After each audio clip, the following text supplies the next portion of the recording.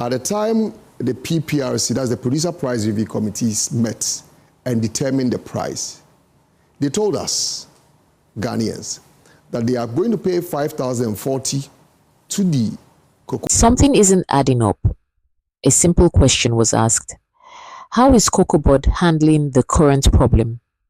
But instead of a clear answer, we heard explanations going in every direction, leaving the real victims out of the conversation.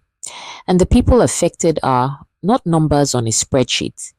They are farmers, workers, and communities depending on every cedi. Their livelihoods, their families, their future all hang in the balance. Before we continue, let me make this clear. For the People does not stand for any political party. It stands for integrity. It stands for accountability. It stands for transparency. This channel is about protecting the interests of the people, wherever they are. No party lines, no favoritism, just honest analysis that puts real lives first. Now back to the issue. Before every cocoa season, COCOBOD must have full visibility. They must know exactly how much cocoa is expected. Based on that, they determine how much the farmers get, how much is spent on industry costs. That is how the system is meant to work. When the Producer Price Review Committee met, farmers were told they would receive 5,040 cedis, while the weighted average FOB price was 7,200.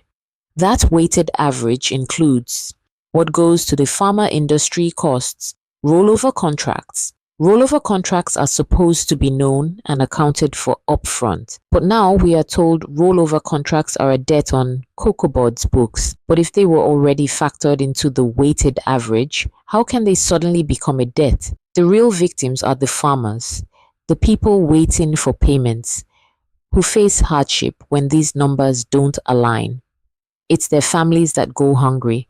It's their schools and their communities that suffer. The question is simple.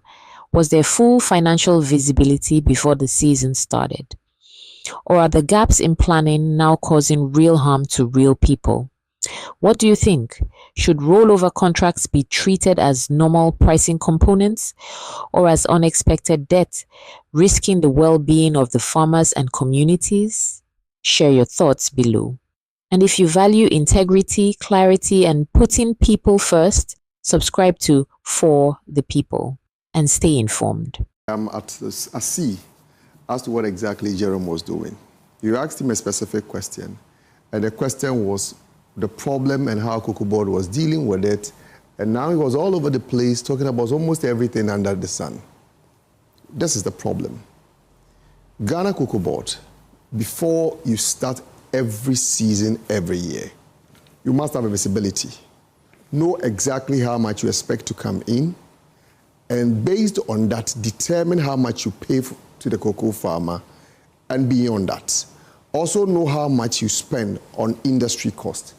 Indeed, at the time the PPRC, that's the Producer Price Review Committees, met and determined the price, they told us, Ghanaians, that they are going to pay 5,040 to the cocoa farmer, and then the remaining amount to be spent on industry cost. So the FOB price, the weighted average, was going to be 7,200.